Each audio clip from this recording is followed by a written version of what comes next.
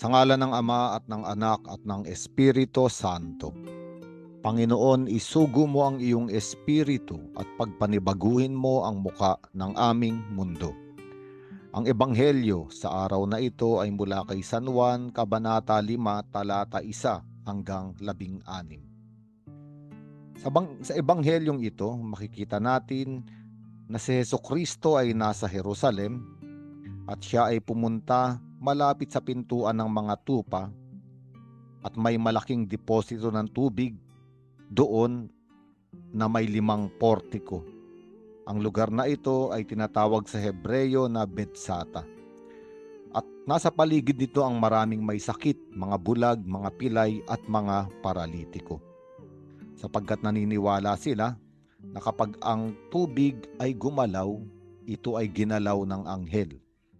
At sila ay mag-uunahang lumusong sa tubig at kung sino ang mauna, siya ay gagaling. At doon ay may isang lalaking 38 taon nang may sakit.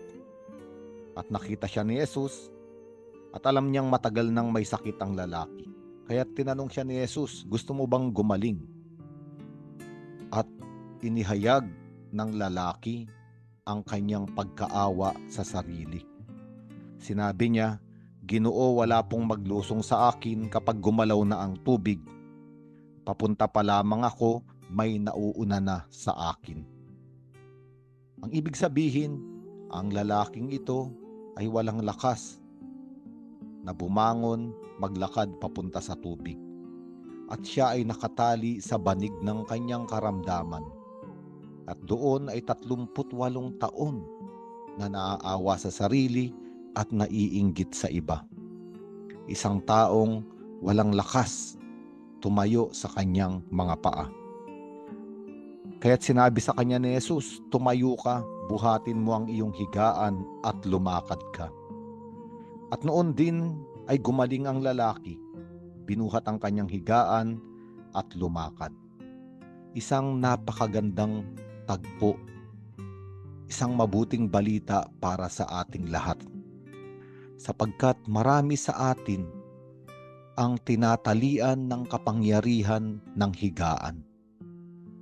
Mga taong ayaw nang bumangon, mga taong naaawa sa sarili, mga taong takot harapin ang buhay. Ang higaan ay may kapangyarihan sa taong may sakit. Kaya nga sa banig ng karamdaman na ito, ay kinakatagpo tayo ng Panginoon.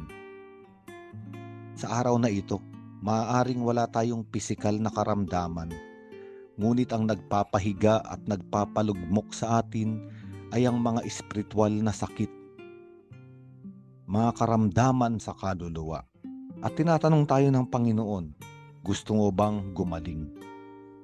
At sa salitang ito ng Panginoon, binibigyan tayo ng lakas na makalaya sa tanikala ng higaan.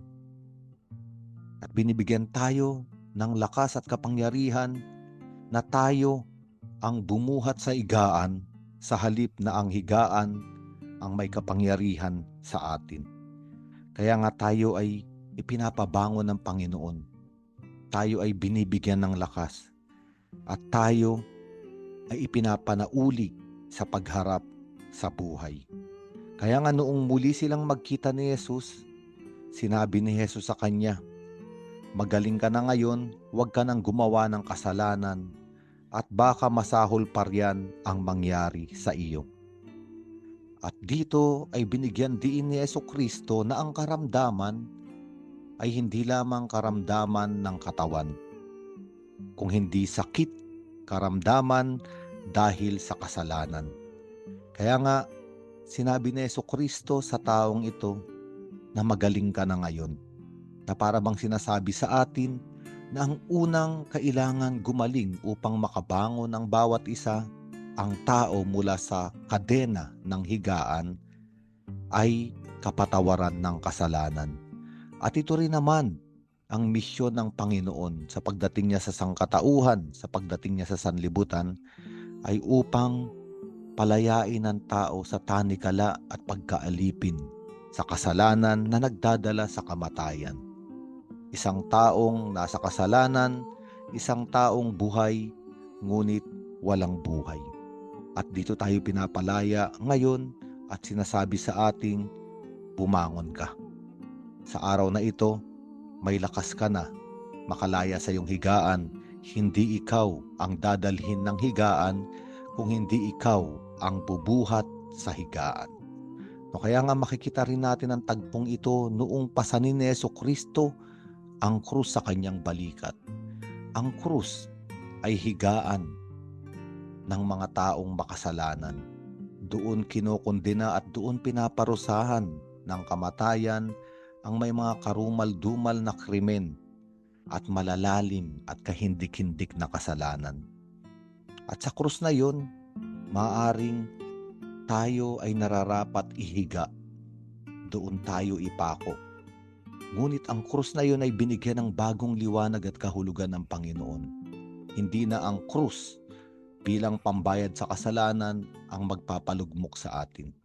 Sapagkat binuhat ni Jesucristo ang krus, at sa kanyang pagkakapako roon, kinuha niya ang mga kadena ng kasalanan na tumatali sa atin.